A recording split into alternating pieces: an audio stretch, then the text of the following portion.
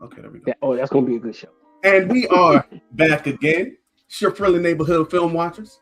We are Frankly Football. I'm your humble host, Brandon, and I got my two guys with me here today. First, I got my man, 100 Grand. Set it off, Chris, and Chris over there handling real life stuff at the moment. He gonna be back momentarily. But as y'all can see, there's a third head in the box today. We got a guest with us today, a good friend of the show, guy we've been meaning to work with for a while. We got B Bird in the building. Bird, how you doing, bro? I'm doing good, man. It's good. It's good to be on with you guys, man. Y'all usually come on around the time I go to the gym. And so I listen to you guys all the time, man. I said, man, I sure want to get on and chop it up with these dudes, man. So, and we've been trying to get together for a while, but like at least a month, right? Man, yeah, it's great to be on with y'all, man, because I like to be on with people that just want to talk Cowboys football and just like we would, in the backyard or the barbershop, somewhere like that, just chop it up, man. So it's great being on with you guys, man, because I heard y'all, I like y'all style, man. Just want to come on and talk a little Cowboys football with y'all, man. But we definitely appreciate you, Bird. Absolutely, hey man, absolutely honored to have Bird on with us, man. I've heard him for years being on with Steele's show, and then I watched him when he got on his own deal, man. And just thank you, man, for coming and chopping it up with us. But man, we just glad you're here, man, and we're gonna go through some different things. Bird, I've always liked your philosophy where, even when we looked at the players and saw different things happen, you never ever put 100% on the players because they didn't get picked. It's always been the organization. And as you see, as I'm donning my gear, you got your backwards Dallas on. I got my straight on fire Jerry type thing because the mindset is that none of it's going to change. I've always said this, and I don't want anybody's demise, but I don't think anything changes until Jerry, Steven, and Jerry Jr. are on the plane in the Bermuda Triangle, and Charlotte got to run the show because she don't care about football. She cares about winning, and they want to have the perception they care about football, but their decision making often shows you they're not real football people. So we definitely want to have you on and have you kick it with us, man, and going from there, man. But hey, man, great news today, B. Great news. Excellent. Hey, man. If you can't tell by the thumbnail to the video, Matt Eberflus, the much maligned defensive coordinator of the Cowboys, he got his walking papers today. They finally broke into the office. He had it barricaded in various manners. They got in. Security was able to pull him out. Gotcha. And get him up out of there. And kindly escort him out of the building. Hey, Brandon. Yeah. They gave him a little slip too. They told him, "Hey, now you got 10 to 12 days, man." And then he was relaxing in there, and then bam, knocked on the door with it. Got him like a SWAT team. Like a SWAT team, they got him up out of there. Hey, that's probably how they had to get him out. Because had they told him he's getting fired, he probably been barricaded and say, "Nah, man, we're going to evaluate everything." They're like, "All right, good, and we get everybody in place. Yeah, let's get him up out of here." You absolutely right. So I think that this was something that the writing was already on the wall. The blood was already spilled. I told Chris this on our show yesterday. I don't recall seeing Jerry Jones just straight up talk negatively about somebody for multiple weeks straight, like he did Eberflus. Even with Nolan when he was here, Mike Nolan when he was here, he sprinkled a little bit of sugar in there to kind of throw you off of the trail. There was none of that this time. It was all bad and all I expected better. And we haven't been performing for probably like the last 4 weeks of the season. And so I think personally that it was already a foregone conclusion. Jerry just didn't want to pay him to be on the couch somewhere. Yeah, Jerry had a problem with that with McCarthy because he made the statement that McCarthy's lame duck year, that I don't want to pay a coach to sit on the couch. Now, for one thing, you're paying a coach the least in the league. He's the 32nd highest paid coach in the league with McCarthy. And you're saying you don't want to pay that $4.5 billion for a team that's worth $12 billion. That's crazy to me. But one thing can I make my statement on Please. So this has been my thing all year, right? So Eberflus has not done a good job, but he was set up in a bad way. And Okay. I think too, Jerry jumped on the bandwagon like this is all Flus's, fault, and Right. he's a scapegoat. To be totally honest with you. Absolutely. Now let's say this: should he be fired? Yes, I want to be on the record to say that. But I think you do yourself a disservice by saying, okay, we've got immensely better if we just get rid of Eberflus and keep the same guys. To me, the defensive side of the ball versus the offensive side of the ball, the effort that we give to the coaching staff on the offense side of the ball, the draft picks, the free agents, the trade, we do everything that we're supposed to do on the offense side of the ball. The defense side of the ball, if you go look at the first week of what we rolled out there the first week, we had a whole bunch of try-hard guys. You can have a couple of try-hard guys in some spots, but you can't have them being the preponderance of your roster. So the thing is with Eberflus, yes, but I think you do yourself a disservice if you don't go and say, we can get a new defensive coordinator, but we also can get better players. And I'll tell you this, and this is the biggest thing, that Eberflus never came in here thinking he wasn't going to have Micah Parsons, the best pass rusher in the league. For sure. Okay, so and I would say this. This is what I tell my son. My son's a diehard Cowboy fan. And just a shout out. We're going to do a show tomorrow. We're going to drop it Thursday, me and him.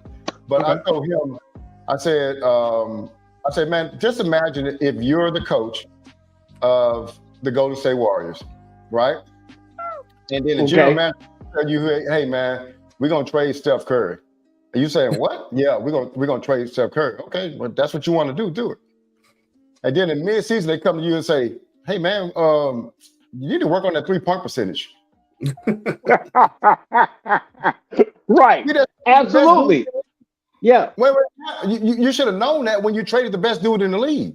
Right. Shooting the three. So you got to understand that. So what I'm trying to say is Micah Parsons, to me, man, and I know it was a divide in Cowboys Nation, but that quick pressure that he got on quarterbacks made them make decisions faster, made our defensive backs look better. What it did is when he's gone, and we had a lot of guys that's left over that were good second and third or fourth, tier rushers. Yes. But we didn't have a dog rusher that they can feed off of, and it really hurt our. And then we got some guys on the inside. I love the acquisitions on the inside, but man, that pass rush or lack thereof really affected our secondary. But I think it exposed our secondary. But now that the secondary has been exposed, now we need to address that too. But I just had to get that out, man, because Eberflus is going to be in the scapegoat. But the thing is, it was Eberflus in the front office on this thing together, man. Hey, man, you couldn't have said it any better, B. My thing was, I look at this, I'm a big movie buff and TV show guy. And you turn around, this was really like, I'm a Game of Thrones guy.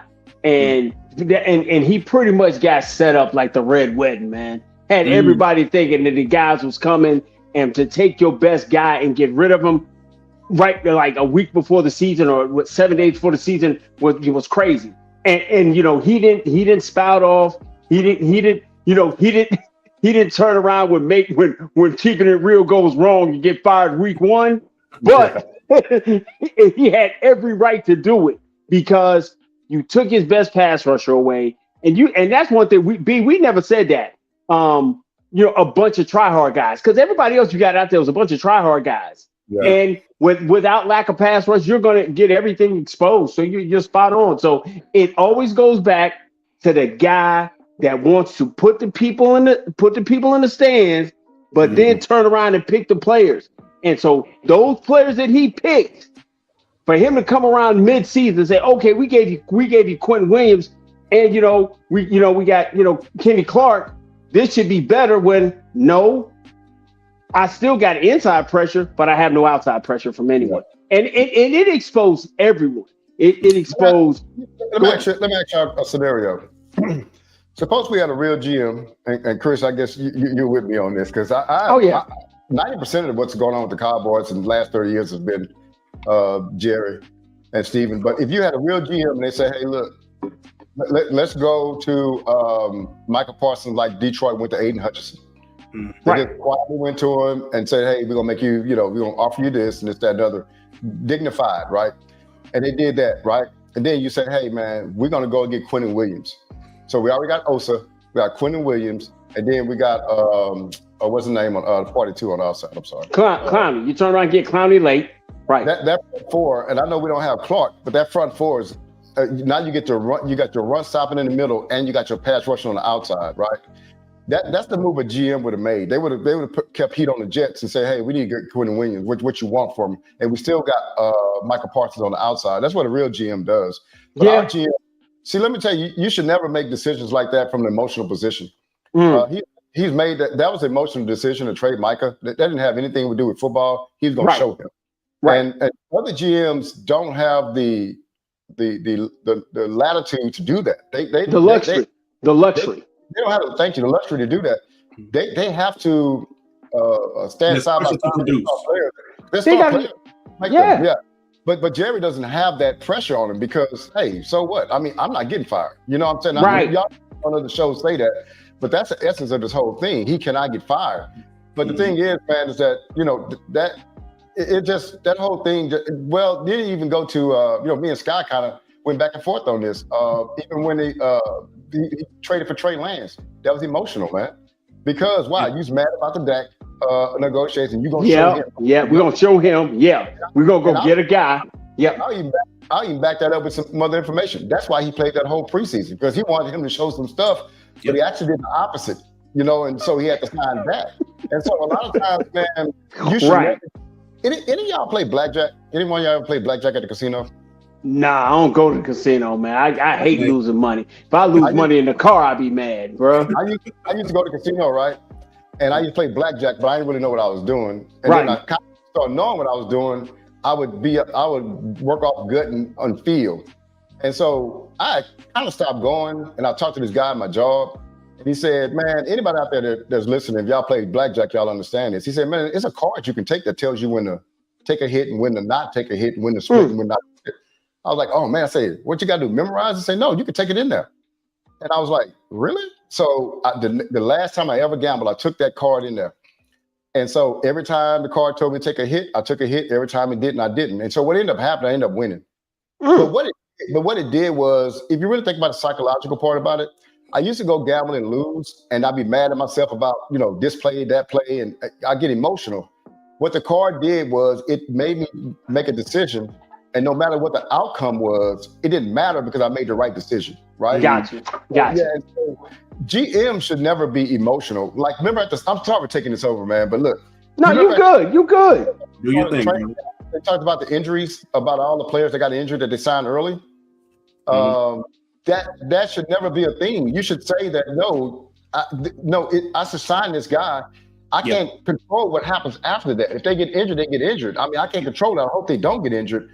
But injuries can't be a part of unless you see a history of injuries beforehand, right? Yeah. But Trayvon was never injured before that. And then, you know what I'm saying, some of these other guys were never injured prior to you signing them.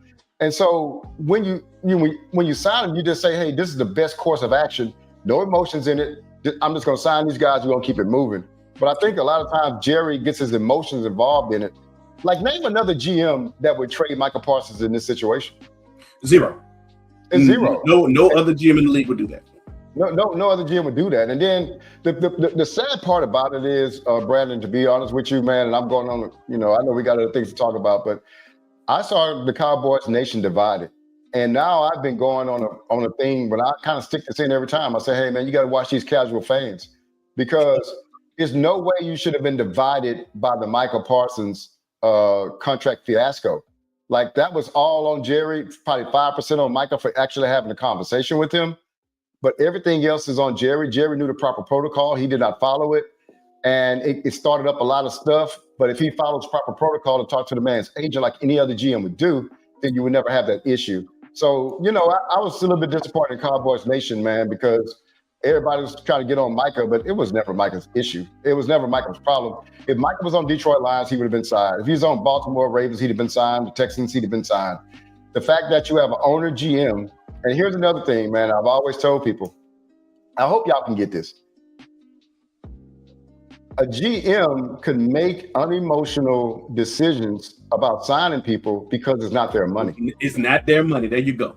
That's absolutely. It's not their money. So he's and it's ironic because he always says, don't let your money get mad. But Jerry Jones always spends money with emotion. Yeah. So he contradicts himself for that, sure. One thing you mentioned was you talked about you have to watch casual fans. I think that a lot of people are just like contrarian by nature, because you got people who will do things like, despite Flus's shortcomings, and just to bring it back full circle to Flus, they decided to blame the players, even though every single player on that defense regressed that was here last year, and the ones who were on other teams last year. Nobody on that defense this year looked better than they did last year, regardless of their previous location. Only one that looked better was Quentin Williams, but he got here late, so it wasn't a chance for him to start looking bad. Sure, Quentin didn't look better than he did last year. Okay. So, yeah, I think that some people are just like contrarian by nature, to where they have to go against what the popular opinion is. I think too. That's cool. Go on. I think too, man, is that we as Cowboy fans we have to put ourselves in the mindset that we have to blame things that we know can change to give us hope, right? Absolutely, you have to. Players and coaches can change, so we can say, hey, we get another player, we get another coach. It can change, and then we can be on this Super Bowl deal. We can't blame Jerry, because that's not going to change. So, the thing is this, man. Some people might wonder, like, you're always on the front office, and if you don't think it's going to change, well, for one thing, we can get lucky, right? We can get an overabundance of talent that to overmatch what the front office due to the dysfunction of front office. We can get a guy in here that's like the boss says, on a Trojan horse, that comes in all smiley, but then he becomes a head coach, and then he like, nah, man, we're gonna do it my way. You know what I'm saying? I don't care what y'all do in there. And so it's some ways that we can still win, but we put our front office got hurdles over in our lane. So it's like you run a 100-yard dash, a 100-meter dash, and then I got hurdles in my lane and you don't, right? You know what I'm saying? You got jumps. You have to jump through so many different things to get this thing across the finish line. But going back even with Micah Parsons, if I was going to make that move, and I knew I was going to trade him for whatever reason, I trade him in March. I trade him in March so I can get the biggest value for him. Yes. When you trade him right before the beginning of the season, and me and B had talked about that ad nauseum, is that you end up hindering what you could have gotten. So it puts you to the point where, all you can really get is 2 firsts. No, if you trade him in March, then you can turn around and set the tone of what you're going to do through the whole offseason, because you got that off the table. And what we've said before is that you should be already setting up what you're going to do in free agency. You fired your DC, which everybody wanted you to do, and like you both said, everybody's regressed. So now this game we about to play about who we helping to pack, that conversation should have been had on Monday. It's Tuesday. That conversation need to be had. Get it out the way so I can start setting the table of which levers I got to flip to get 110 million, who I'm going to pay, and go from there. The other goofy stuff that they got out in there about moving, Tyron Smith, the tackle, and all that goofy stuff, we can deal with that probably next week. But these 17 dudes got to get up out the building, or we'll keep them we can. One thing I would tell y'all, man, is what I've been noticing with the Cowboys is that the free agency is not what you need to keep an eye on. Keep an eye on the trade market, because we are bigger traders than we are free agent signers. And I think what it is the Cowboys don't like get into bidding wars with players, but what they like to do is have the contract already in place. Right. They know how to fit it into what they're doing. Yeah. So if you look at all the acquisitions, who was it? Gilmore and who would he have? Cook trades. We had Pickens trade. Lance trade. Mingo. We've acquired more people in trade and I don't mind that. We got to get, and this is my thought process. Me and my son was talking again, y'all. We're going to be on B-Bird Cowboys. My son will be on there Thursday. But I said we need the proven player at safety, maybe draft a starting safety. Proven player at cornerback, draft a cornerback. We could do it, but I think our secondary needs a whole new makeover.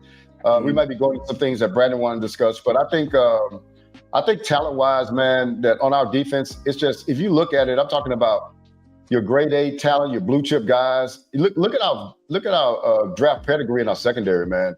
It's pretty low. I mean, we getting guys that got cut off teams and we starting them in 2 weeks. And, that's just not going to do it, man. We got to actually invest in the defense.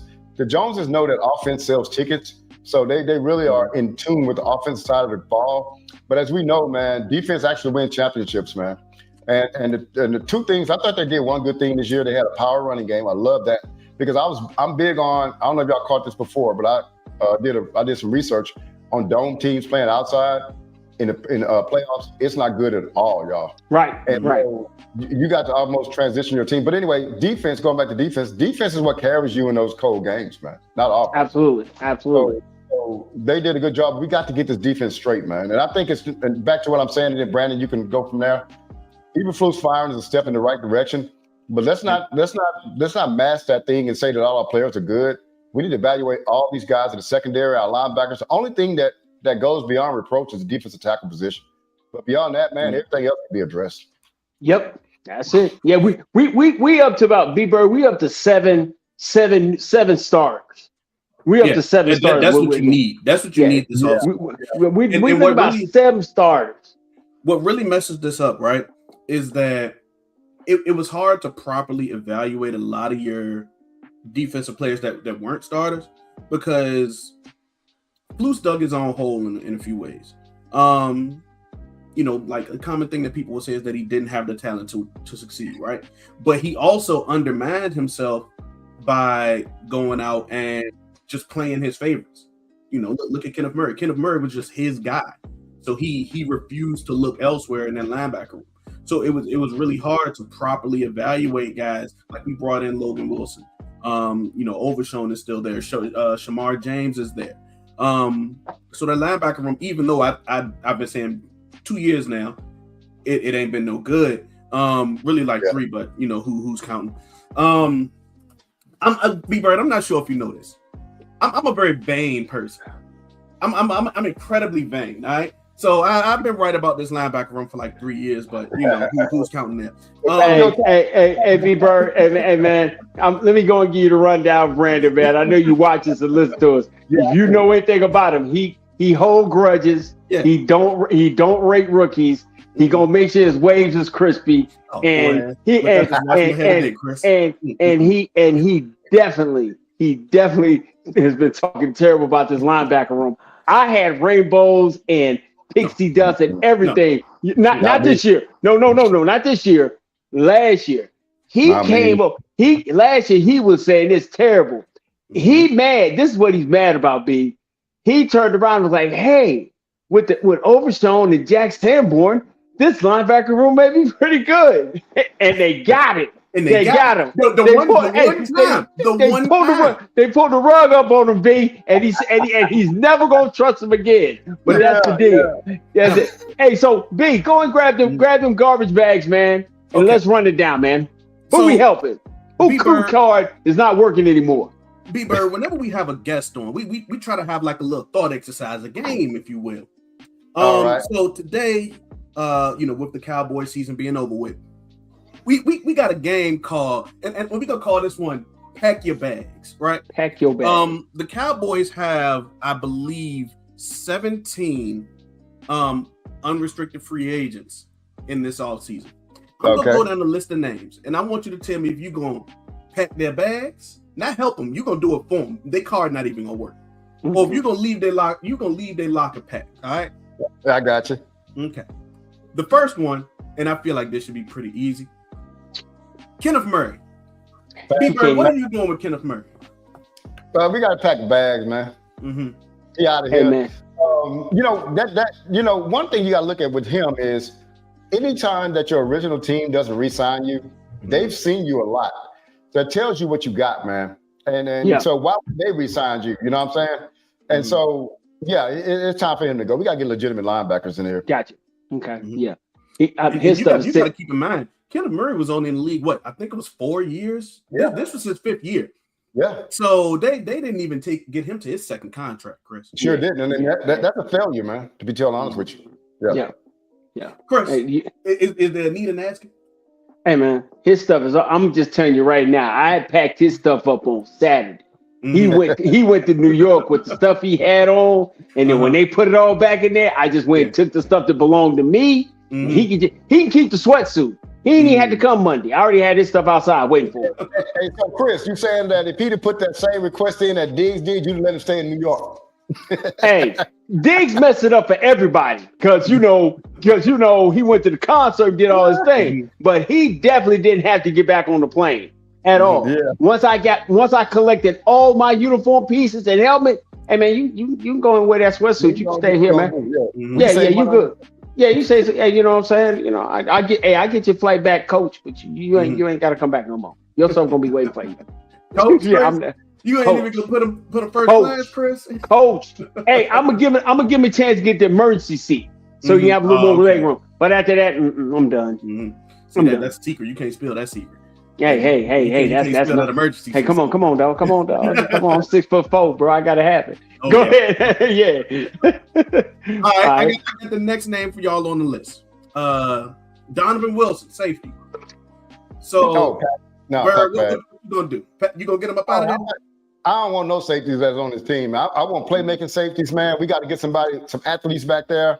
We got to get somebody that can cover. How many times have we been beat deep and the safety's not there? We blame the cornerbacks, but that's his job too, right? Right. And so, at some point in time, man, we got to get some people back there that can actually make plays on the ball, that got a nice 40 time, that could go sideline to sideline and give us some coverage.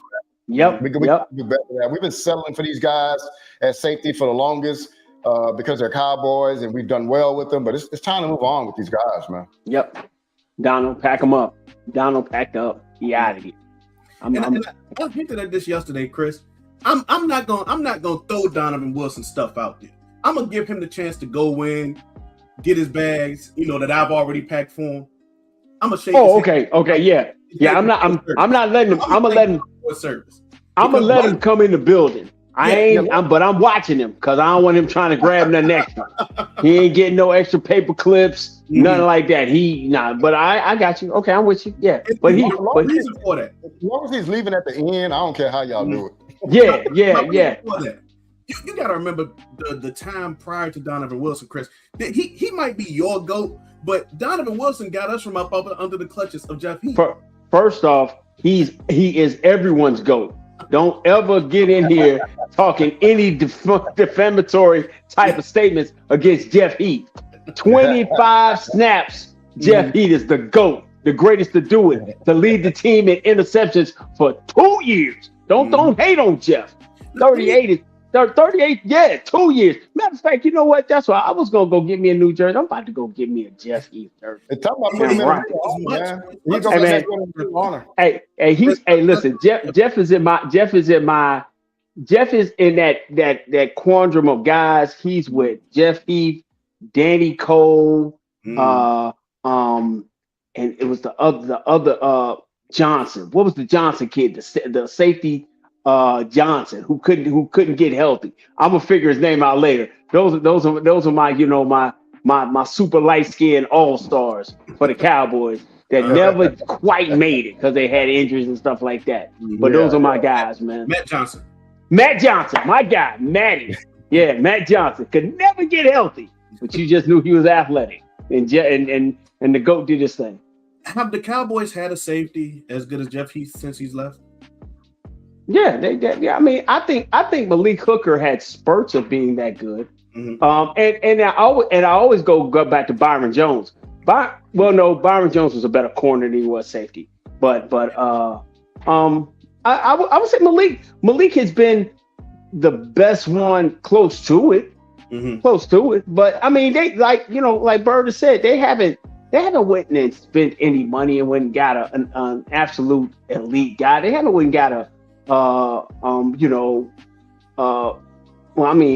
of Fame status, kind of like Darren Woodson or Washington, James Washington. They ain't had no cast like that. They ain't had no cast like that in years. Nah. Okay. All right. Next name on the list, guys. Dante Fowler. Gotta let him go. And the reason I'm gonna pack Dante up because Dante showed me that he is a situational pass rusher and a situational pass rusher that isn't great at setting the edge. But we end up finding another guy who could be a situational pass rusher and can set the edge and he's on this list as well. So Dante, he came out with the fact, oh, I was hurt. I had these different injuries and things of that nature come on. Hey man, that's great. I appreciate it. But you part of a defense that gave up 500 points. I'll see you later. I'm gonna find somebody else who's a little bit more hungry and be able to and supplement that in as an undrafted free agent guy or free agent guy. No, so I'm good. I'm good on Dante. Only ones I kind of like is I would go back and get Clowney if his price is right. Easy. He shows a promise. And Houston, because Houston's going to be inexpensive, and for what he does, for the price he's doing it, then you keep a guy like that around. But everybody else on the defensive end, man, Williams and all those guys, I know you're going to get to them. Yeah, those guys, it's time for those guys. Yeah. So I feel like Dante Fowler benefited the most, Chris, like you said, when he's a complimentary guy. Once Parsons was gone, and this was before Clowney was brought in, they put so many expectations on Fowler as if he was going to continue to be like an 8.5 sack guy when there isn't a dog on the opposite side taking it. Right. So Fowler was set up poorly, in my opinion. Absolutely. I'm going to cover a guy next who I do want to bring back, but if you can't bring back Clowney, then that's the only way that I would bring back Dante Fowler. That's the only way. Otherwise, I'm going to tell him thank you for your service. Tell him he can go get some more money elsewhere. Gotcha. Or get some money. Yeah. He won't be unemployed, but yeah. Absolutely. Yeah, I don't think he'll be unemployed. I mean, don't get me wrong. He'll be 32 when the next league year starts. That's not old for a situational pass rusher. Not for a guy who's going to come in. No, it's not bad. I just don't want to hear. Absolutely. Next, like I kind of alluded to before, Jadeveon Clowney. B-Bird, what are you doing with Clowney? Well, what I'm trying to do with Clowney, everybody's saying he's a must sign. No, he's a guy that I would like to sign. Depends on what his price is. I mean, his pricing went up this year. He's shown that he, I've always understood that he was a player, and I understood why we didn't go after him. You can't look at some of these guys. You can't look at you look at the age and all that and be like, we can't sign him because of his age. No, what is his production? Is he still producing? Does he keep his body right? Does he do all these things? Because, man, what is the defensive tackle that plays now? He started with the Cardinals. Now he's back at the Cardinals. What's his name? Calais Campbell. I knew exactly who you was going to. Calais Campbell. Calais Campbell for about 5 or 6 years now. 5 years. Easy. Everybody kept talking about he's too old. All he does after you say he's too old, he goes sign with somebody and be productive. The same thing with Clowney. Now, the only thing that it is if Clowney wants to come back, it has to be something that, works for both parties, us and him. I know he's going to get a pay raise, but it has to be something that works for us also too, man, because, we can't be getting the double digit, millions with that guy, and we need stuff somewhere else, man. We need help all over the place. So, yeah, I mean, I would love to have him back because hey, man, I'm going to tell you something. My dream, we're going to get into this, but Crosby on one end, Clowney on the other end, without defensive tackles, man, now anybody can play safety and anybody can play corner. But I'm just saying that's just my thought process. But going on. But I would like to have Clowney back. Chris? Listen, I want Clowney back, but I want him at my price, vet minimum, because I know what he showed me this year is that he doesn't need training camp. He don't want to do training camp. He want to come in 1 or 2 weeks before the season starts, come in and work himself into shape and be a situational guy. And for that, I got to give you the league minimum. But I need to be bringing in dominant starters so that when he's working off the rust, he can still be productive. But yeah, I would bring him back on the league minimum. That's it. Now, one thing, Chris, now he did say he wants to go through training camp and everything this year. So he said he can do the whole thing, man. And you're not going to, I'm telling you, at 8.5 sacks, you're not going to get him on league minimum. It's a wrap for that. Right. Yeah. So if I'm gonna, so my thing is, I don't know how much more I'm gonna spend, but I know here's my thing.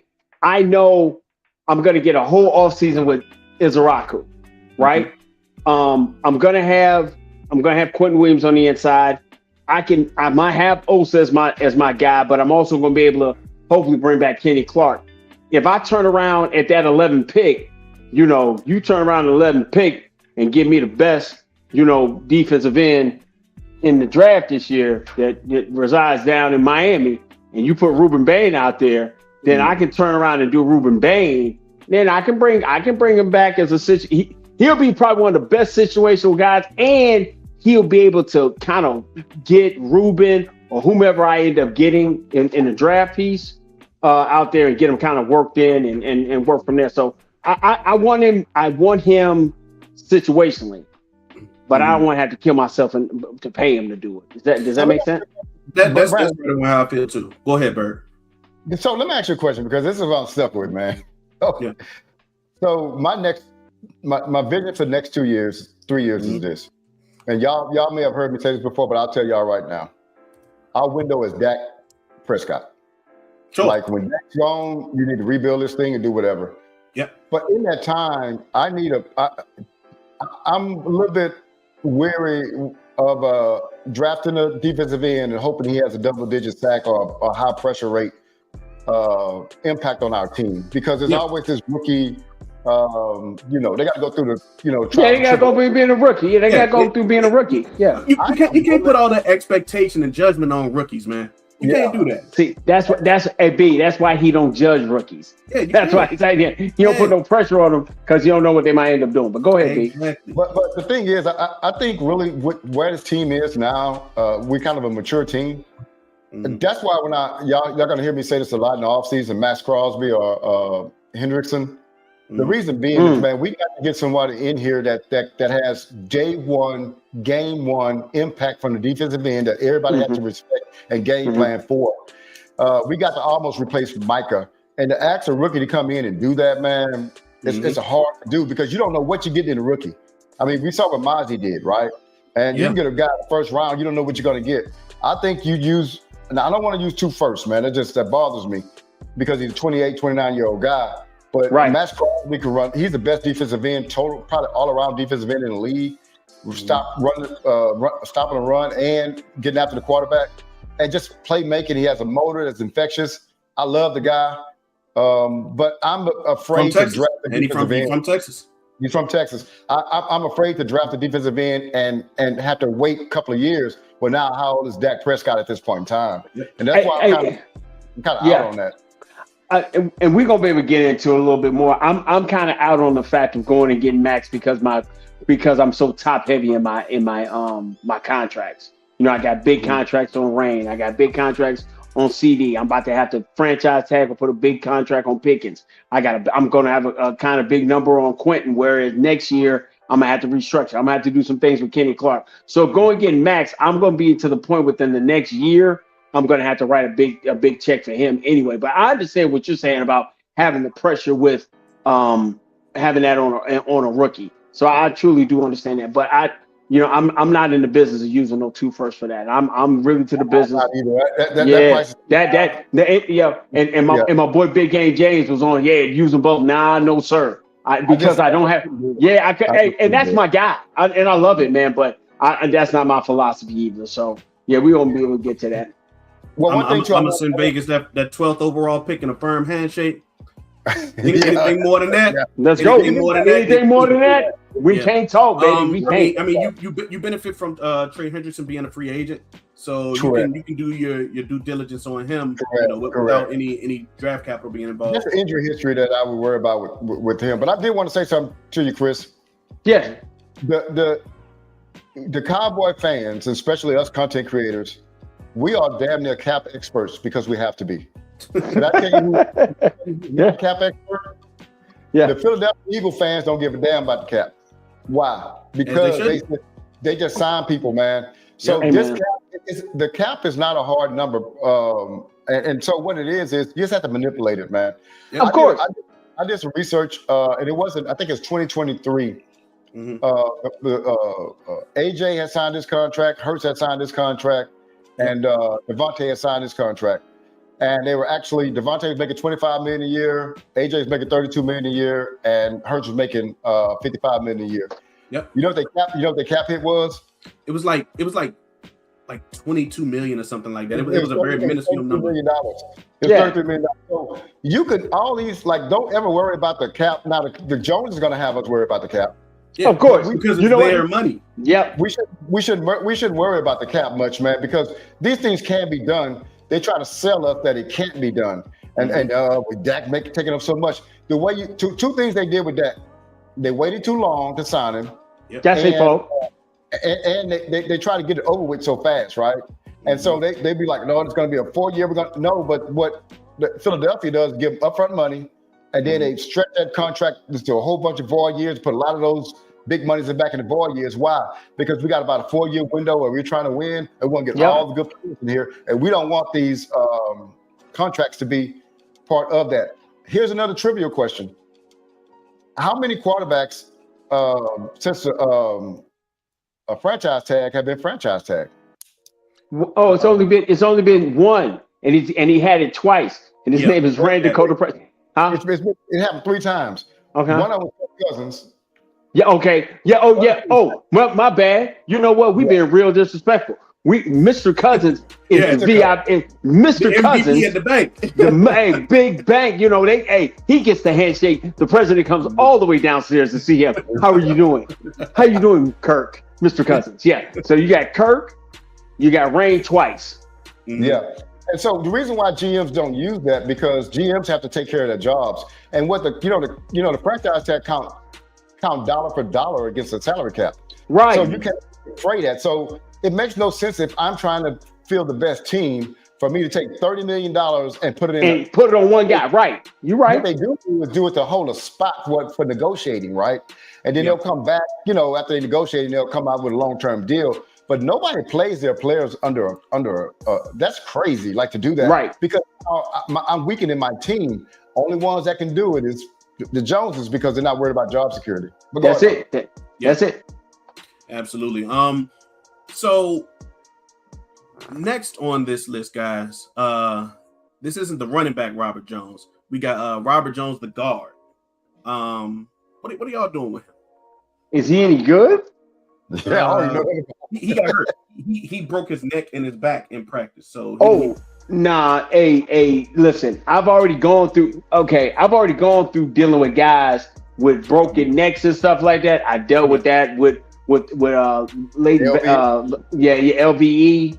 I dealt with it with Damone Clark. I think didn't Jabril Cox had some kind of he had to get his final.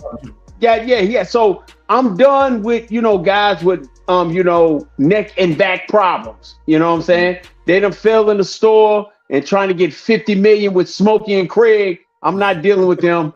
I'm good. Robert, thanks for your service. I'll see you later. And you know what? I would help Robert because he got a little. There we go. See, neck and back. See, he hurt. I don't want him hurting nothing else to try to sue me. So I'm gonna get his stuff for him. But that's a Jerry Jones special, though, right? The Joneses, they love hurt guys. Love they go in and lowball them, man. So okay, you might be okay. Next, it's gonna be a good one. Javonte Williams. Wow.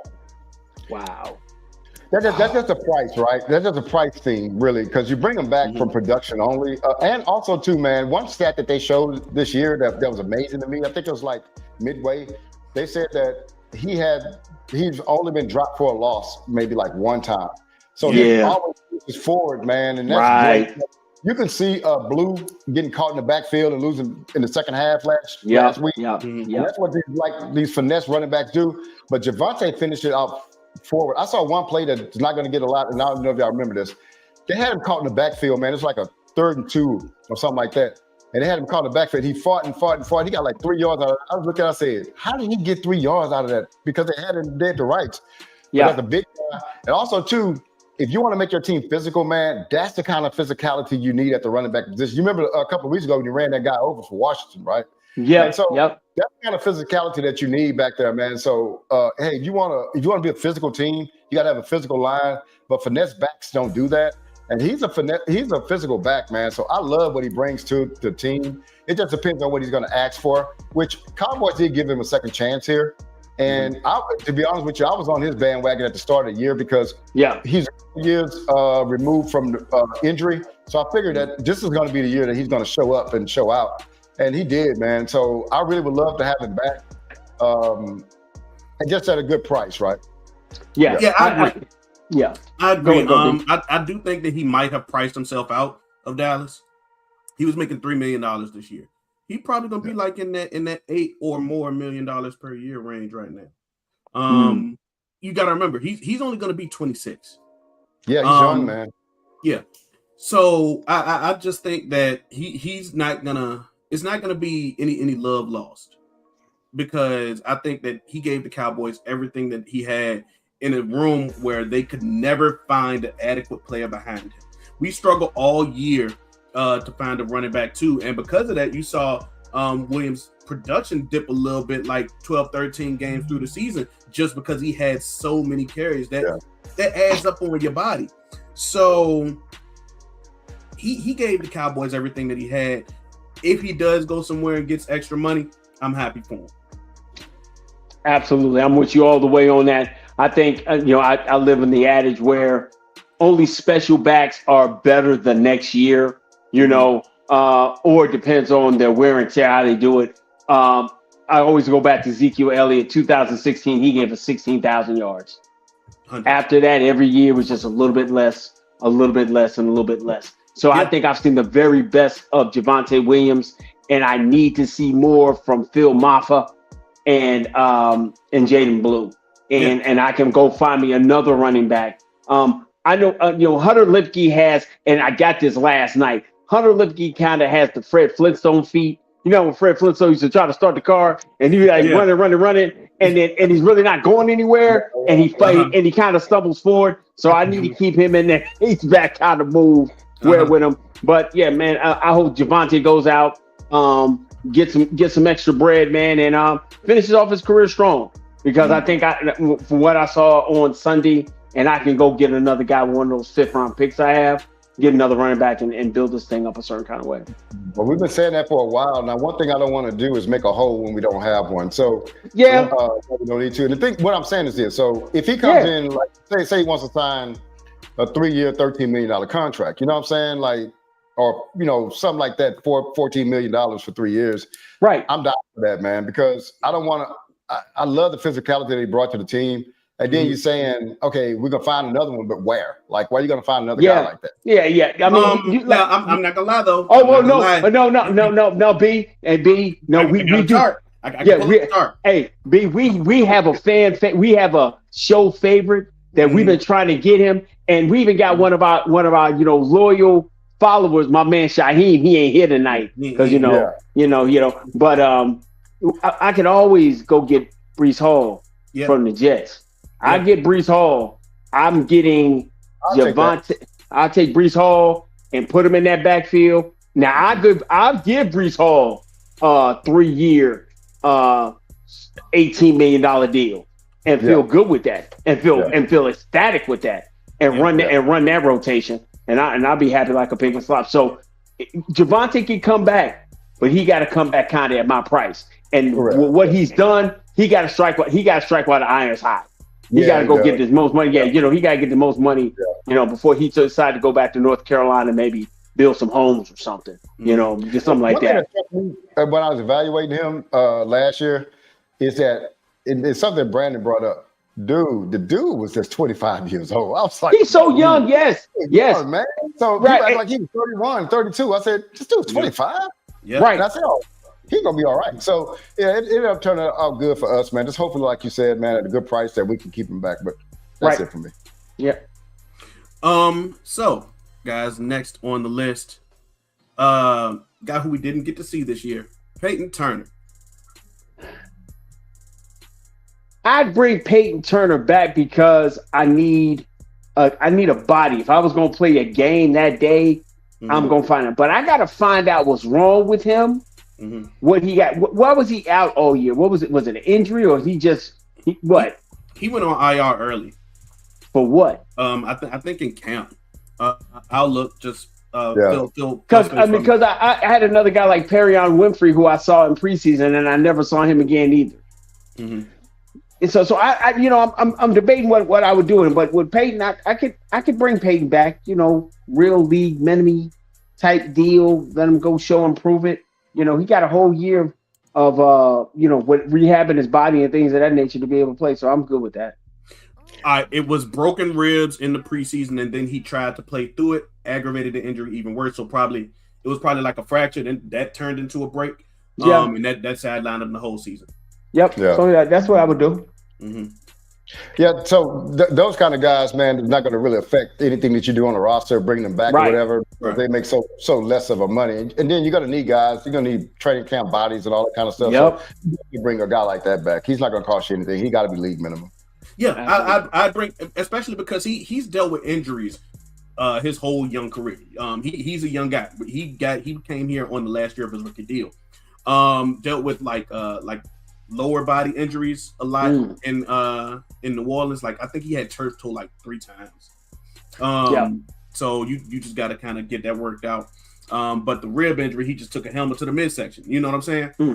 That's kind of like a freak accident. You know what I'm saying? So I'd bring Peyton Turner back on like a vet minimum type deal. See what he can do. Maybe he'd be like a practice squad guy. I don't know, but he hasn't earned that like prove it deal yet. You know what I'm saying? Like that 1 year, like decent amount of money.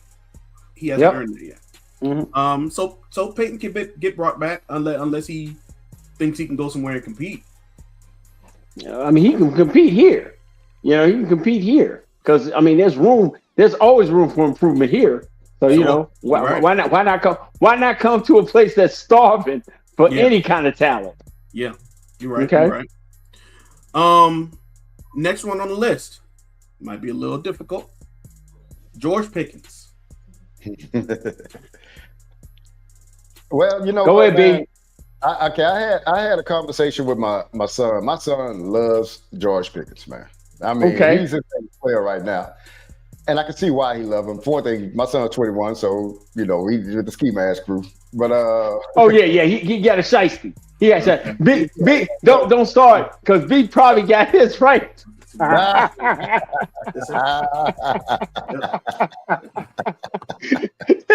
He hadn't worn it in a while, but he'll YN. He'll YN, but he's a reform. He has to be reformed because he got a wife and family and all that. But I see how you get down. Yeah. Okay. Right. Okay. So I already know what Brandon thinks. Yeah. We go. All right, continue, guys. Continue. Don't mind me. Don't mind me. Got you. Mm-hmm. Okay, so, man, this is a tough one for me because let me tell you something about George Pickens. I loved him out of college. I wanted to draft him.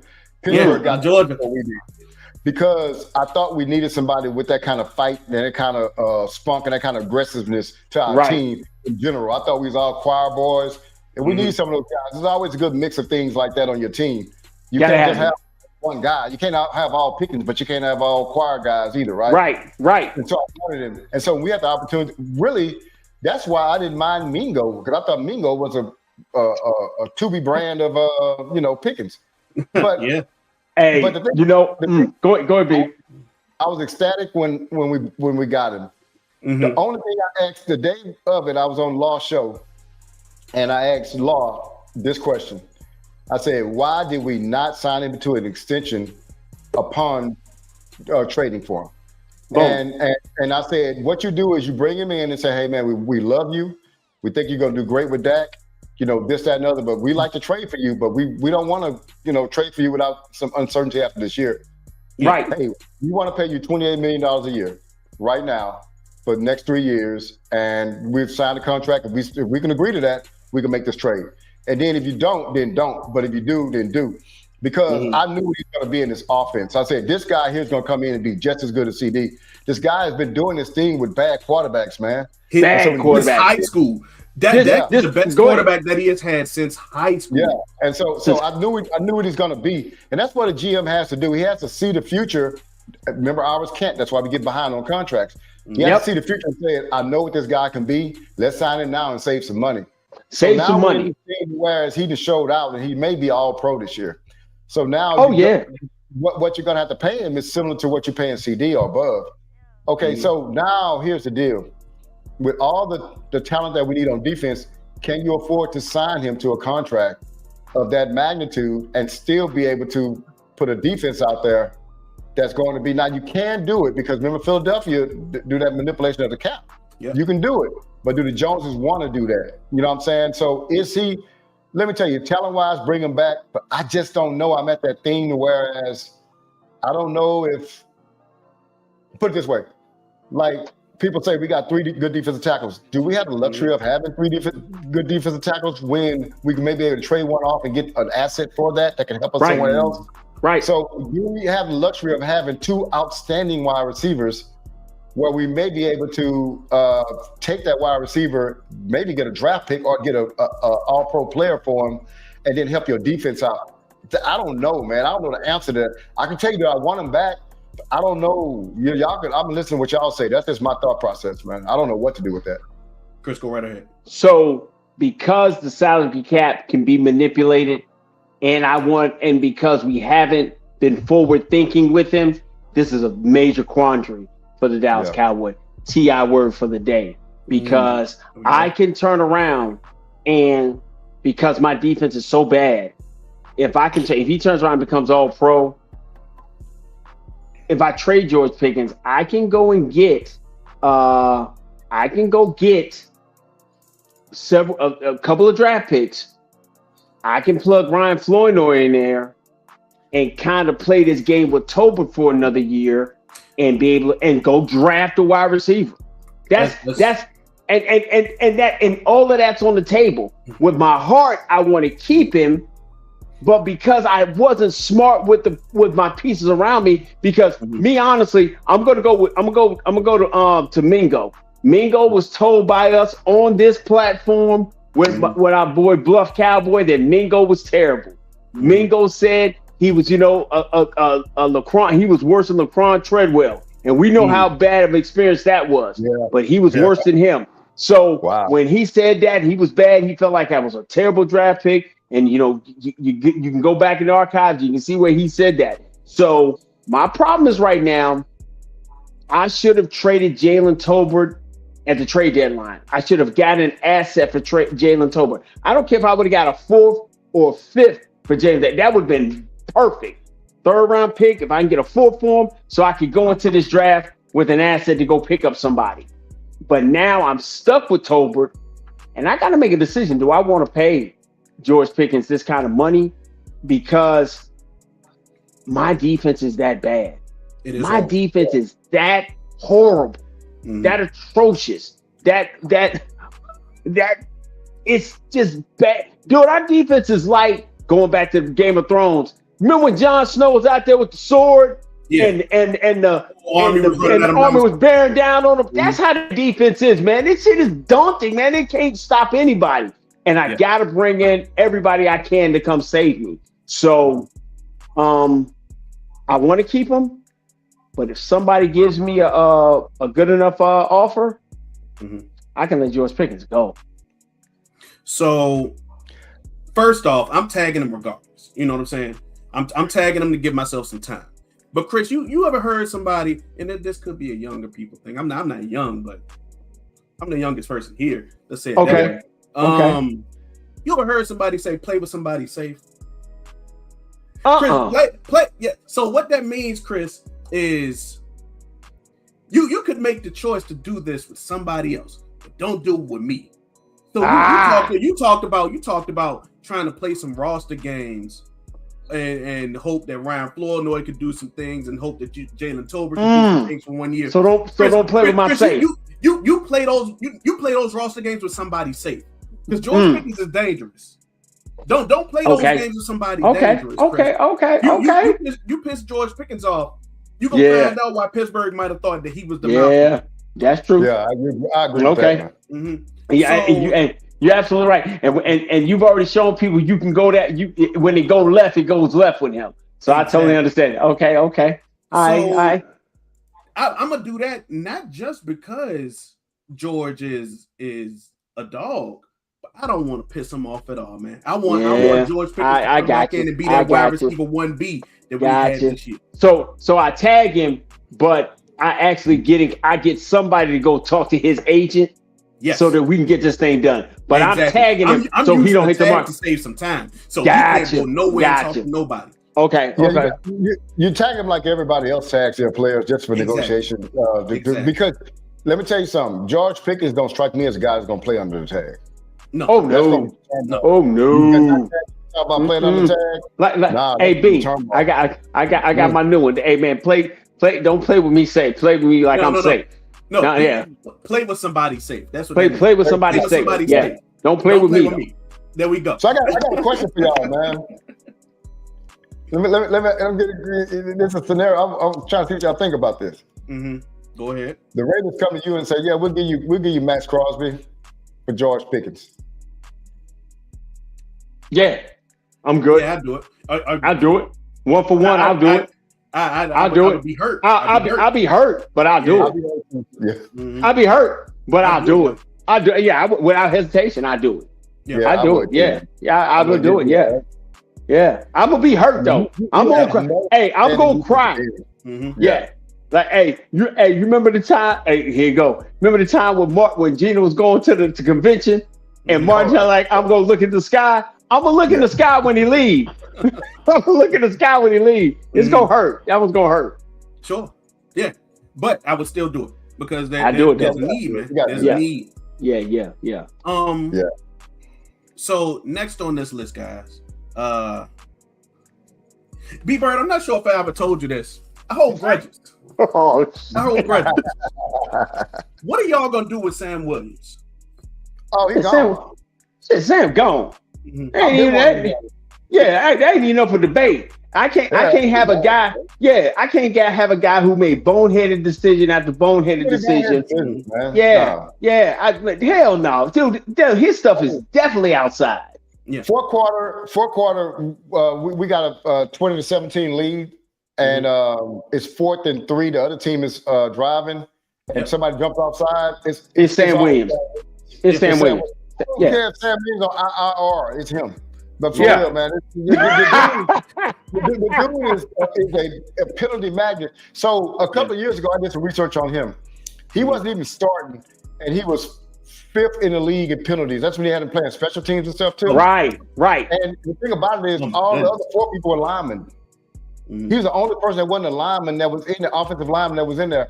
This guy makes bonehead decision after bonehead decision. Not a smart football player. And if you counteract that with sacks, if you had 10 sacks, I was like, okay, well, he's a sack guy too. But he ain't even doing that. Right. No, you ain't doing that. No, he's had his time, man. It's time for him to go. To perform, he didn't do it.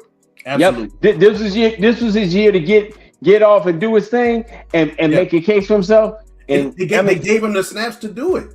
They gave him the snaps to do it. Dude, I'm gonna tell you how crazy it was. The penalty that Izaraku got, he was involved in it. Mm-hmm. He was involved in it. Yep. He was the guy that was with the face mask, and Inti just took the guy's helmet off. So he is the epitome of can't get right, bro. Yep. I'm glad. Can't get right. He got to go. He got to go. Those guys on my team, man. Yep. I'm glad we all one band, one sound with that one. Flight of the Bumblebee. Go ahead. So, guys, what's your thoughts on Jack Sanborn? Hey, man, listen, dude. The guy who his advocate is out the building. He can go right ahead and follow him along. I know we had the hope that he was going to be like the Vaughn kid, at Philadelphia. You know, you go ahead and find your good old. Hey, man, listen. Hey, man. B doesn't hold grudges, but I know people are dying for the day. Like when Cooper DeJean came back, it gave some folks some hope of, Nolan Cromwell and the age of the Caucasian cornerback. Jason Sehorn, and them guys. They thought they was on their way back. Mm-hmm. They not coming back, man. Mm-hmm. And so you think, okay, you get Zach Vaughn, Philadelphia got him. He was a special team guy. He came in, and we thought the thing for Jack. Nah, Jack, you just Jack. And we got another guy on that team. Scratch lately, anyway. I think, right? And man, he got hurt pretty early in the season. Yeah, he got hurt early. And the thing about it was like he was the guy who could get there, but once he got there, he couldn't do nothing with it, man. Yeah, like he would be like, "Oh, I'm gonna be in the hole. oh, Dad, he went that away. You know, he like with that, and I don't need that. I got so much deficiency in my linebacker room.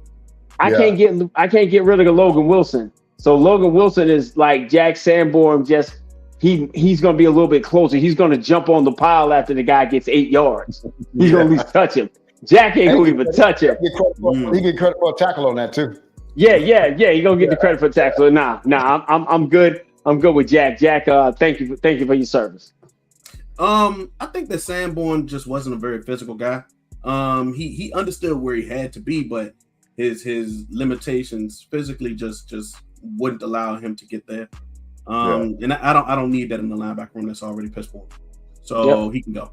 I appreciate his service, but you know he can go. He can collect that insurance check because he never was brought off IR. Boom. I'm about to wait. You know, next on the list, guys, and I think we got 6 more, 5 more actually. Miles Sanders. Oh, no. Hell no. No. Hey, I thought he was cut already. Hell no. Miles can't come back. No, he got hurt. Okay. Yeah. Hey, get that. Hey, collect the check. When he got caught from behind by Zach Bond, man, you ain't supposed to get caught from behind. You lost. Hey, look at B's face. B, Bird, look at Brandon was done with him. The moment he got cut, he was like, he's got to go. Yeah. Got to go, man. If you're the juice guy, there's no way you get caught from behind by Zach Bond. We're not doing it. What makes it worse, I vouched for Miles Sanders. Yeah, you did. I thought that Miles would be able to come in and have a little bit of resurgence, especially since that first game was against Philly. And then he messes around and gets caught from behind and then has a fumble and stuff like that. Yeah. No, that's okay. We go with him.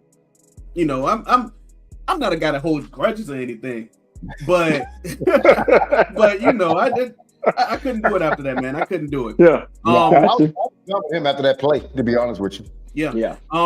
And I'm not gonna say that there's any like validity to this or anything because my phone ain't gold, but it's like stainless steel or something like that. Right. But Miles Sanders was really put on. He could have come back after a couple weeks, but he was put on IR to hopefully make a little bit of room for Blue. And then Blue wasn't progressing the way that they hoped. So it went bad twice. You know. Yeah. So we can get him out here. Absolutely. Guy that you just talked about. What are y'all gonna do with Jalen Tolbert? Are you packing his bags or leaving his locker room the way it is? I'm gonna leave his locker right now because of what I have to do with Pickens. Mm-hmm. Because like a normal GM would tag Pickens and then have him signed before the draft and get that out the way. Yep. But my GM isn't normal. Yep. He wants the publicity. He wants the theatrics. Because in his mind, he wants to get his lick back for how he looked with Micah, even though it was still his fault. And, you know, so I'm going to have to keep Tobin around because I don't know how this thing is going to play out. And because the casual fans that we watch and talk to, that we see, they're going to turn on George Pickens. Mm-hmm. They're going to, and that's absolutely. I hate that. Yes, but they are going to turn on him when it gets to the point that he's not signed. Why is he holding out? He's not that good. He only had 1 year, and all that foolishness. When in all actuality, everybody else is getting their bread. The only time we had a guy like when we saw what T. Higgins and Jamar Chase went through is because both of those guys were trying to get signed at the same time. There's nobody else to get signed. You know what he brings to your offense. You don't have an explosive down the middle type of tight end. You bring him back. You know he's a one, and you still got cheap money you playing on Ryan Flournoy. Yeah, but I'm gonna have to keep Jalen Tolbert. So with Tolbert, I'm not a big fan of Tolbert ever since the offside penalty at Green Bay. I don't know how you. So you ain't liked him from the beginning. Not even when he was the 2024 team leader in receptions of touchdowns. No, let me tell you what happened with that, man. Let me tell you what so do you remember man, what's the wide receiver? I don't know why my mind is going. That we traded for? Mingo? No, I'm sorry. Amari Cooper? Number 19. Why was it skipping my mind? Amari Cooper? You talking about Amari Cooper? So when we didn't sign Amari Cooper, Right. And we drafted him. They drafted him, and they started actually trying to pile him up against him. Like, okay, well, he's gone, but we got Gallup, and we got Jalen Tolbert. Yeah. And so, but we all bought it. Remember, he was going to the camps and all that kind of stuff. Well, if y'all remember, we didn't get anything out of him. But what it was the Joneses trying to justify what they were doing with Amari Cooper. And Absolutely. Put it all on Jalen Tolbert. Now, I knew from South Alabama, then how's this guy going to come in and be impactful coming from not a Power 5 school? Mm-hmm. And so I thought the expectations of him was too high for everybody, right? Like for that first year. And everybody was like, oh, he ain't doing nothing. No, this guy's a rookie, man. He's got to learn. He's not coming in from Alabama or Georgia or anything like that. Yep. And so, so then you give him that year. Say, okay, well, he's got that year behind him. Now he knows what it is to be a pro. Then the next year they said, well, he knows the playbook better than everybody. Okay, so that sounds good. Let's see what he's gonna do. And so you remember that too. And so just have not seen it. And then Floyd comes in and just really usurps him from that number 3 position. Yeah. So I'm on Jalen Tolbert. But one thing I'm out on him, and I don't even want him back even if Pickett's not here, because you can always find a Jalen Tolbert anywhere, right? Like you can. Yeah. What about Treshaun Holden? I mean, we got to give guys a chance. You know what? You're right. Jalen Tolbert had his time to show what he's going to do, man, and he has not shown. He should be number 3 wide receiver right now. He's not. He got beat out by that, and good thing on Shotty, because I'm not big on Shotty right now, but he really Floyd when CD was out, showed his work. He had a 100-yard game, and I want to see his snaps improve and go over, and he did that, and he got to number 3, and that's what he was. And then that was cool. I love that part because I like our 3 wide receivers. I like all 3 of our wide receivers. Right? Yeah. And so with Jalen Tolbert, nah, man, clean out his locker, let him go. He's had time. Okay. I like that. What you think, Brandon? So I think that I would bring back Jalen Tolbert because I feel like he's kind of in that space of kind of where Noah Brown was, Cedric Wilson was, as far as like being that down roster guy who they just keep around. So that's kind of where I imagine that Jalen Tolbert is going to be for this roster each year, probably for like the next 2 or 3 years. Give him like that little bit of change, to make him feel gainfully employed and things like that. But he's probably not going to be taking anybody's job above those first I'll even say 4 spots. Hey man, I'm gonna be honest with you. I forgot about Treshaun Holden. So my mindset is I'm gonna bring him back. But he in the dogfight of his life in camp. Because if Treshaun Holden promise to him per contract, because you got to remember Treshaun Holden's going to be on a rookie contract too. So and that's what I'm saying. Then I can just move on from him, save that money. I got other issues I got to deal with. And here's my issue with Holden though. Here's my issue with Holden. As you can see by just guys on various teams like that, I want guys who are dedicated to the game. Holden has always had character issues in college that held him back. I don't want to have to get away from a guy who could be like that 53rd guy or like a practice squad guy, because that's what I'm imagining for Tolbert. Noah Brown, Cedric Wilson, they were those bubble guys every year, probably after their rookie year. I don't want to have to risk it on. I want a whole team of guys that love football. That's what I want. Okay. I don't think Treshaun Holden. I don't think his issues with that he didn't love football. I think he was just a little bit rowdy. He a rowdy dude. He a rowdy dude, and he been broke. He been broke like all year. I think all his stuff had to be incentive based, and what he got from his deal. Like I think he had the least amount of money given to any player in the league this year. So this was all about him doing what he's supposed to do, and I think he's mad. He got a huge chip on his shoulder, and he's immensely talented. So, he'll come to camp. Tolbert will be able to come to camp, but Tolbert will be getting dangled for a trade piece. Oh, your wide receiver got hurt? I got a guy for you.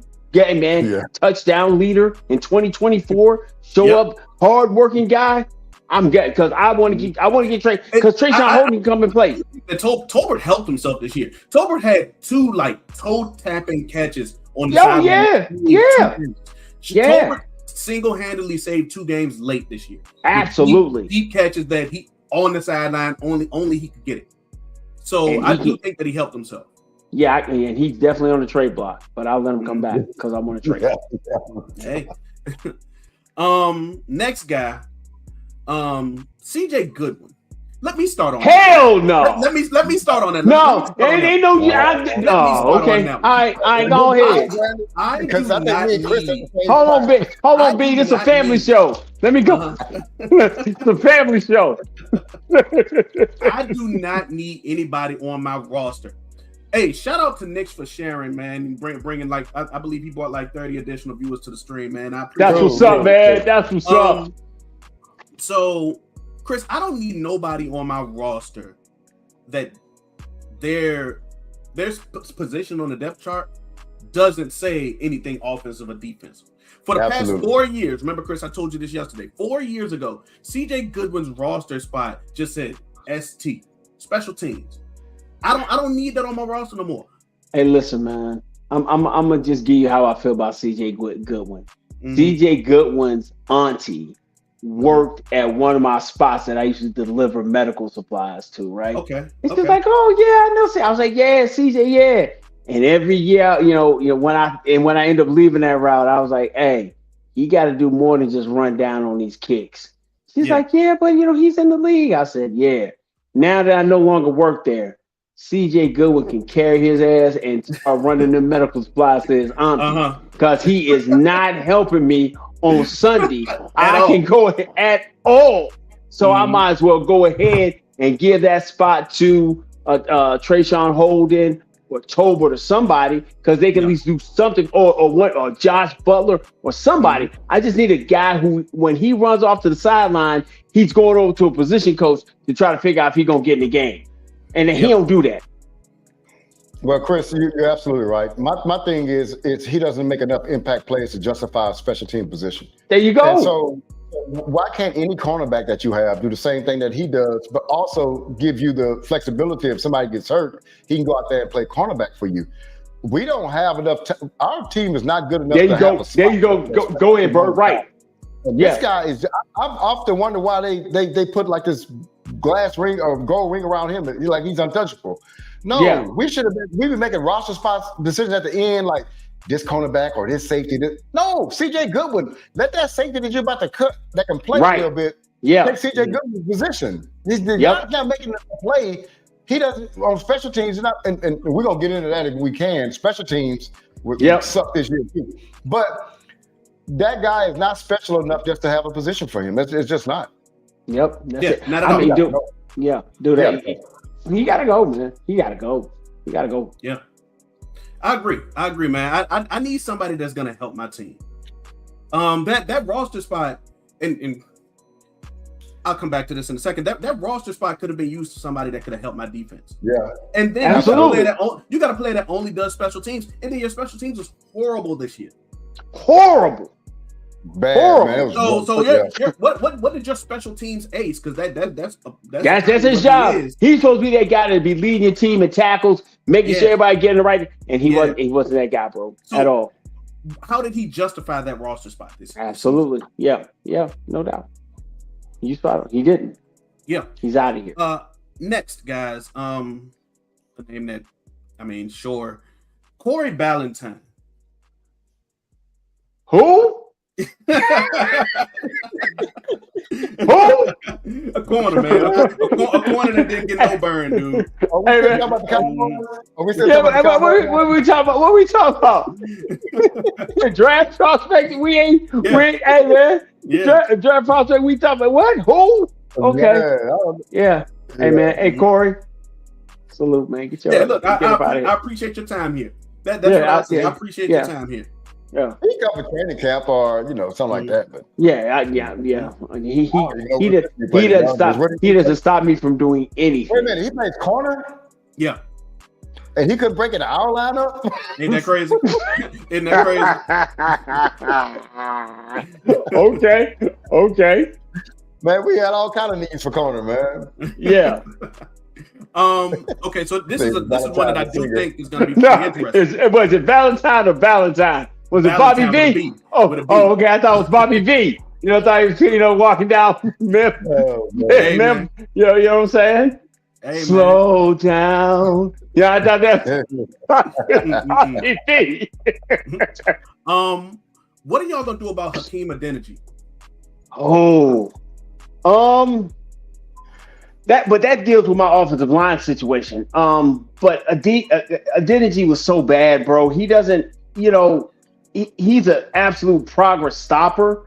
Because I want to keep Cornelius, the tackle that we got from Oregon, Johnny Cornelius. Yeah, Johnny Cornelius. I want to keep him. So I'm walking in next year with Guyton, Cornelius, Nate Thomas. Mm-hmm. Yeah, Adeniji. I mean, I can find a dude. Wasn't that dude on the couch? Like, wasn't he on the couch playing Madden? Yes. So here's the thing. He retired for a year. Right. Yeah. And then they decided to bring him back in a backup capacity. Yeah, see, that's only a guy with the last name Jones that can't get fired would do some mess like that. Yeah, you know what I'm saying? Because this dude is in the playing SEAL Team 6 in his house, and then we turn around. He's playing COD, and now we bring him back. Mm-hmm. Okay, Nah, hell no. I'm gonna send him back there. I know his controllers. He probably just got to do an update, get his controllers and fingers ready. He'll be ready to go. Hell no, he can't come back. And he got hurt pretty early when he got in too, though, right? Yes, but then he also had just had a horrible game early in the season. Yeah, like a downright horrible game. So I don't need Hakeem services. I think I feel comfortable, probably like you said, with a Johnny Cornelius or. Like TJ Bass is on this list coming down a little bit more, so I probably feel more comfortable with one of those guys. So last on the unrestricted free agents, Brock Hoffman. About Brock? Yeah, you got to bring Brock Hoffman back. Yeah. Brock is a consummate 7-game starter. He's a Hokie, so I'm always gonna love him. But I bring Brock back. because for depth. Yeah, he's my backup center. He's my utility swing tackle. He's an attitude guy. Or attitude guy. Yeah, he gonna play. Yeah, he gonna play to the whistle. But I bring Brock back. Okay. I do too.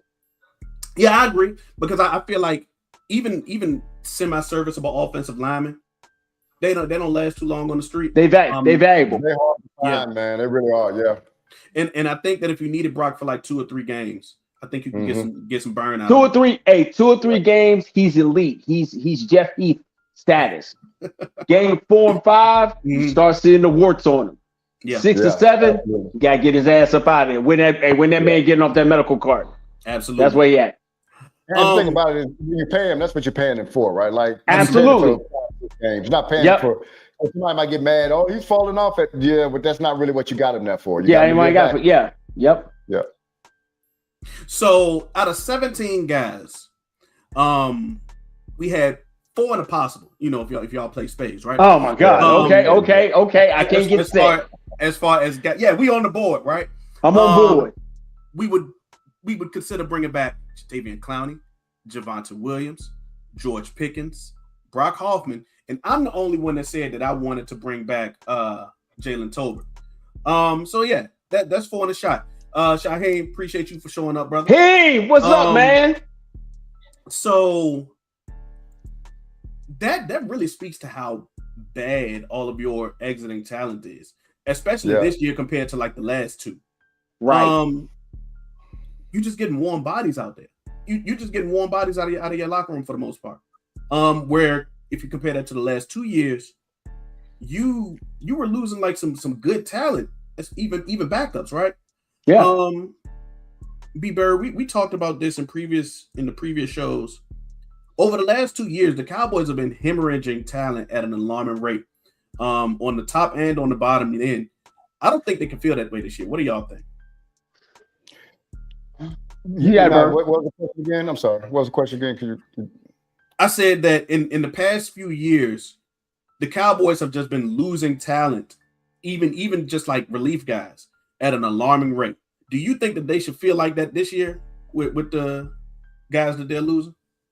No, I think they're losing guys that we can afford to lose. The ones that we named that can go, we're not going to lose any sleep, or they're not going to be any kind of decision in wins and losses.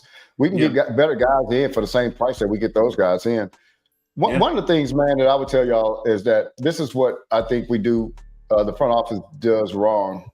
They'll see a room, like a wide receiver room, and and say you got like ranked 1 through 5, right? They'll get somebody to challenge the 5th guy.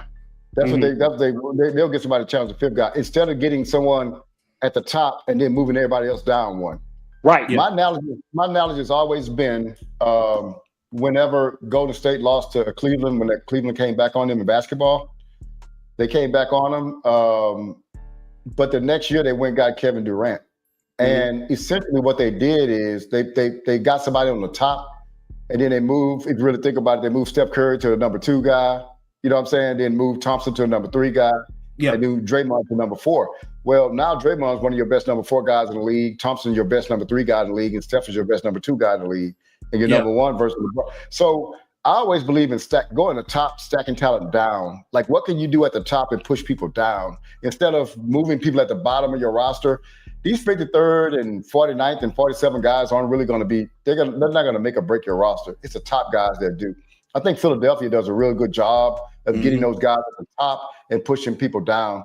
When they got AJ, they pushed Devontae basically to a number 2 wide receiver. That's cool, but it's better that way instead of getting somebody to be a number 2 with Devontae being number 1.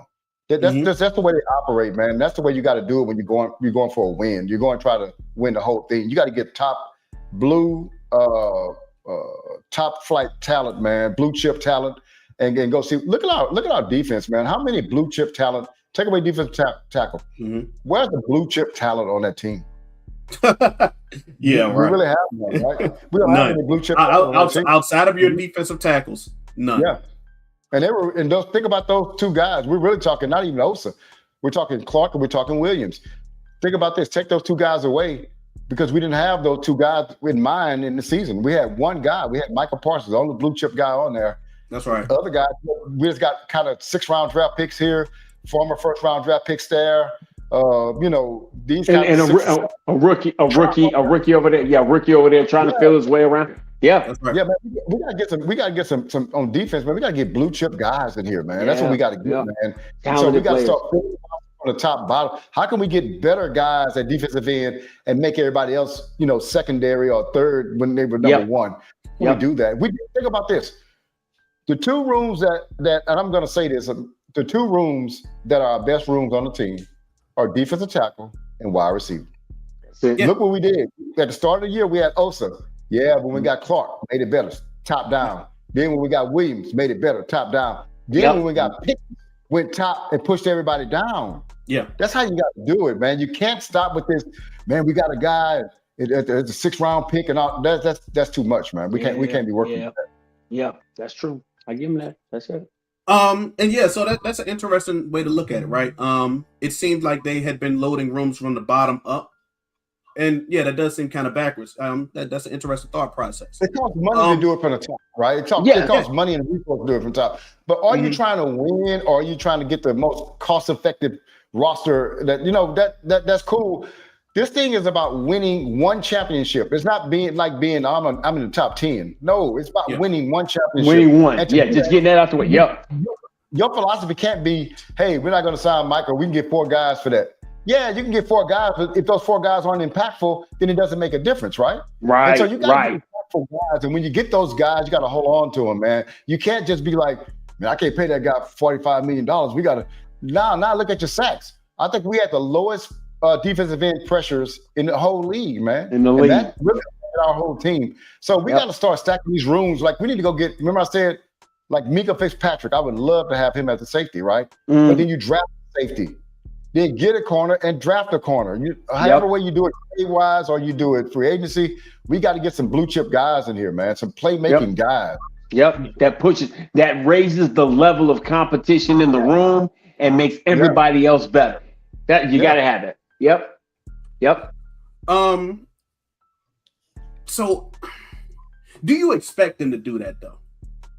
Like you got to remember, we dealing with Jerry Jones here. You know what I'm saying? Can I tell you my thought process is on that? Because Please. This is what I do. I say how it's supposed to go. I'm not going to let the Joneses view my mentality on how things supposed to go. Absolutely.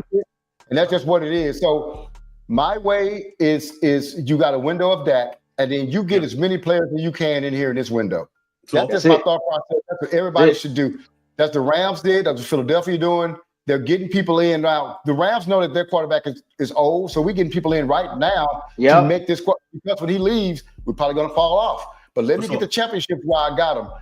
I'm not going to change that philosophy. I'm not going to let Jerry and them change the way I look at things, right? Mm-hmm. They've conditioned the media to do things like that, and they conditioned some of our fans to be like, well, we can't afford it because Dak.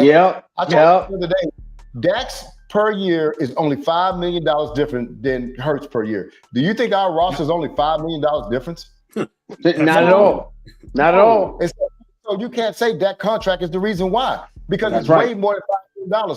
We have to, as fans and content creator and the media, keep pressure on the front office. Don't let them get away with stuff, man. I'm not going to change. They're not going to change my mentality of how things supposed to go. And how things supposed to go is like, okay, so Michael, your name a franchise quarterback that's been drugged through the mud in negotiations. Ran Dakota Prescott. Yeah, I'm about to say, of course, Dak. They did it with Zeke. He said quarterback. He said quarterback. Nobody else. No, nobody else does that. In my mind, I heard that as Cowboy. So how do you perceive the way that they did it with Lamar when he became a free agent 2 years ago? Lamar, and I was going to say that was in my mind. Lamar, they kind of did Lamar like that too. Yeah. But let me say this: the reason why a GM can't do that because he's tied at the hip with the quarterback. Exactly. So if he messes it up, that's his butt. Let me go off here for a minute. Sure. You know what agents do? Agents are the agents for players do a couple of things. They know negotiations better than players do. So they are in there. That's why you have them do it. Yep. Another thing they do is they shield the players from the verbal negotiations. Yeah. Because the GM is saying some bad things about this cornerback. Yep. But the cornerback don't need to hear that. The agent can hear it because they do that. And so what it is now when the GM and the agent have hashed it out, the player still feels good about playing for this team. Yeah. He ain't heard nothing. He ain't heard none of the negative that they done said about him in the background. Right. Yeah. Now, what the GM does is shield the owner. Mm-hmm. But when the GM and the owner is the same person, you see what I'm saying? Yeah. So the thing about it with a franchise quarterback, like the one at Jacksonville and all, you have to treat those guys with kid gloves. But when Jerry negotiated with Dak, it wasn't kid gloves, man. Yeah. It was like he was negotiating with a cornerback or a running back. And you got to remember, these guys are humans. So after you talk bad and drug me through the mud and I signed a contract, you'd be like, hey, all that stuff I said about you in the media, turn all these fans against you. Yeah. Hey, it's all under the bridge. Right. No, it's not. It's still not under the bridge. Those dudes are still human beings. They still human. Yeah, right. Yeah, Jerry has a penchant of slapping a man with a white glove. You know what I'm saying? Like you back in the print. Like you challenge him to a duel? Yeah, you're gonna challenge you to a duel to your manhood, and he gonna hit you with both sides, and then afterwards you're gonna be like, I'm just playing. And after that, no, man, you're slapping. And then when a man slaps you with a glove, it ain't somebody gotta go. You know what I'm saying? Yeah. Sure. And that's how it is. And that's been it. And because Rain has always been such a diplomat and such a high tier type of guy, he's been able to deal with it. But it ain't nothing like he never handled like that. Everybody not at all.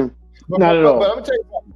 Dak don't necessarily like them Joneses. No, he don't. He keeps them at arm's length. He keeps them at arm's length. He's handled it very professionally. Mm-hmm. He doesn't get attached.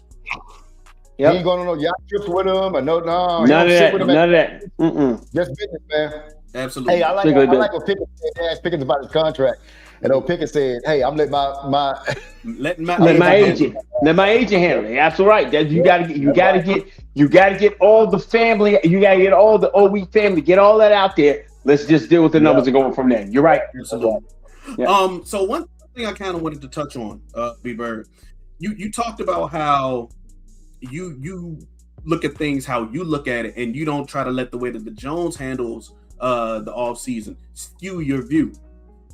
I think that it is important for all content creators to think like that, because I think that they were serious in trying to take 10 to 12 days to handle Matt Eberflus situation. I definitely agree. Without question. The content creators were very vocal about it. And, my phone ain't gold, but it's like stainless steel or something like that. I know that Jerry Jones gets a social media report.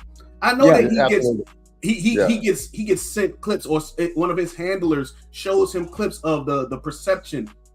You know what I'm saying? Yeah. So it's important for people to maintain that thought and maintain pressure on the Joneses, because that is the only way that you can get them to change. And I think that their stubbornness is chipping away just this much, just enough to where they will listen to the public now more than they ever have. One thing too, man. Go ahead, B. No, go ahead. Let me say this, man. I want to give Jerry some credit, man. It's not going to be real good credit, but it'll be credit. Sure. Okay.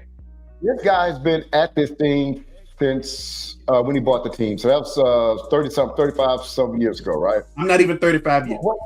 What he's done, man, is he's think about this. No other GM has been in this business this long. So what he does is he knows how to manipulate the media. Mm-hmm.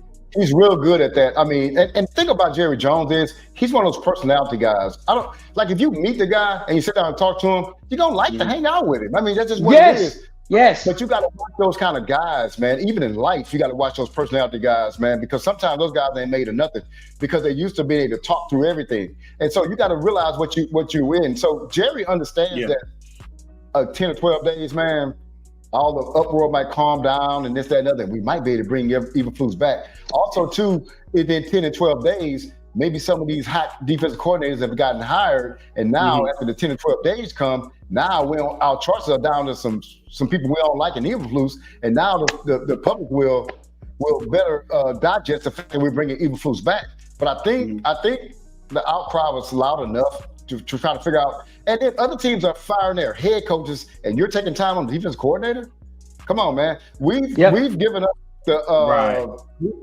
somebody just posted up that marketing is what they do. Marketing is what he does. Right. Absolutely. Spot on. Marketing, man. That's what it is. And so, but I think what it was is the outcry was loud enough to where they said, nah, we got to let this thing go, man. Let me tell you, they had a thought in their mind to bring Eberflus back. And they were going to justify it by getting better players and doing this and doing continuity. That. They were going to hit you with the C word. They were going to hit you with they were going to hit you continuity. Yep, that's what it was. He's good at marketing. He's good at making money. He's good at all those things. But here's the deal: those things don't affect what we want, which is a Super Bowl. We want 6, and what he does on the field. Somebody was talking to me in a live the other day on we said, man, he's in the Hall of Fame. He's in the Hall of Fame for not for football on field stuff. He's in the Hall of Fame for what he's brought to the league. What he did to the league. He's in the Hall of Fame for the amount of money he brought the owners. That's what he's in there for. That's what he did. What does that do for us? That does nothing for us. Yep, that's what he did. Let's see. We've been on here for an hour and a half. B-Bird, you got anything else to say to the people before we get up out of here? Yeah, man, I want to just remind people on my station, B-Bird Cowboys, man. Me and my son are going to do a show. We're gonna tape it offline, then we're gonna put it on. So look for that 7 p.m. Central Time on B-Bird Cowboys and on Twitter on B-Bird. So y'all check that out. Give my son debut. No doubt, man. We're gonna do a review of the year. Don't worry, I'll share it out for you. No doubt, we'll definitely do that. And so we'll definitely do that. It's different perspectives, man, because when he watched the game, man, he's way more passionate about losses. I guess, I've been normalizing them because I've been watching for so long. Sure. I look at him, and then I feel bad because I made him a Cowboy fan and all that kind of stuff. So I'm like, oh, man. He look at me with a side. Like, oh, man. So he's going to come with a 21-year-old perspective, man. Cool. And I'm going to come with a guy that's been watching these teams since the 70s. And so we're going to see how that thing goes out. We're going to do a review on the year. And just he's going to give you his perspective. I'm giving my perspective, man. So I think it's going to be a cool show. So y'all be looking for that on Thursday. We're going to debut it at 7 o'clock. That's going to be some. That's going to be some Simba. That's going to be some Simba Mufasa type stuff. I can't wait to see that. That's going to be fire. But anyway, I'll be sure to share as soon as it drops, man. I appreciate it. But let me tell you, man. So I think we made a good. I think offensively, We still need to look at every position, man. Like, not the obvious ones. Dak Prescott, CeeDee Lamb, the guys that we got signed a long term. Everything should be on an evaluation after this year. I don't want to be like, our offense is set. No, if we can do better there, let's go do better there. Right. Defensively, only thing that, we did a good thing getting rid of Eberflus, but we can't pin everything on him and then let him run out like a scapegoat and say, okay, we got all the bad stuff out. We got to look at these safeties. We're not making plays there. Our cornerback room, we can't revel. Everybody's talking about him. I'm not certain about him. We didn't talk about Overshown. I'm one of the only people that's not really sold on Overshown because of injury. No, you're not. No, you're not. Oh, no, you're not. Oh, no, you're not. Oh, no, you're not. Oh, no, Mr. Oh, no. Oh, you got a friend over there. You got a friend right there. Right, yeah. Brandon, I was saying that at the start of the year, man. I said, hey, people B-Bird. Oh, B-Bird. Man. Oh, B-Bird. Brandon almost broke his hand on his back. Man. I got text messages like, hey, is this a make or break year for Overshown? I'm like, God dang, B, let him get to the field. I'm telling you. So yeah. Yeah. Everybody's up for evaluation, man. That's what I'm saying. Right. So and like I said, draft one and sign one or trade for one and do whatever, man. But we got to get some starters on this team. Gotta bring them in. Definitely, man. One of the things we just rolling here. One of the things I noticed when we played Minnesota, I was so impressed with Brian Flores' defense, man. I couldn't tell what that was prior to them taking a snap, and I was like, it's got to be tough for Dak Prescott, and it was too. And you could just tell that Dak was trying to figure things out post snap, and I love that. And those guys do not have big name guys over there. So what I would love for him to come here, but he may get a head coaching position. Yeah, but if not, man, we got to get somebody like that, man. Now, one thing when he comes in, he's probably going to be the highest paid coach on the staff because we ain't paying Shotty nothing. And so we just letting him show up. Mm-hmm. I think them going today was a great day for us that they moved on and showed a little bit of urgency. Yeah. Our front office has not moved with urgency in 30 years, man. We've taken our time, and you move with lack of urgency when your job is not in jeopardy. So right. They're doing some things a little bit different, man. Hopefully they continue to do things differently and just kind of be like a normal front office, man, and we can kind of make some moves. No doubt. Right. That's it. Chris, land a plane for us, brother. Listen, man, this is what we do, man. And this is the time of season where we've got until April to the draft. So what we're basically going to do, man, on a regular basis, man, we're going to reach out to a lot of our friends inside this area. We're not a big, we don't have a lot of subscribers, but we're working on that. But we do have a cachet inside the Cowboy community, Cowboy content creator community, and we can be able to talk to anybody. So we're going to continue to bring people in, get their perspective on certain stuff, man. But we appreciate everybody coming in. There's 4 things we'd like for you to do. We want you to like, we want you to share, and it don't cost you nothing to subscribe. It don't even cost putting nothing out of your pocket to subscribe. Drop a comment in there, man, and continue to rock with us, man. Continue to grow with us, man, and we're going to continue to try to put this dope content out there for you. B-Bird, man, thank you so much, man, for coming and rocking with us, bro. So we definitely got to do it again, man, and we'll be definitely looking out for Mufasa and Simba breaking down the Cowboys on Thursday. That's going to be definitely something we want to be able to look at, man. And listen, man, we will always be those dudes, man, at the corner. We'll be those dudes at the car out there with the little flag with the football team on the medium, trying to get a couple dollars so you can help our football team so we can get to Florida. I don't know where them kids is going to Florida, but they're going to Florida, man. But that's who we're been, man. And we will together always be Franklin football, man. So until next time, peace.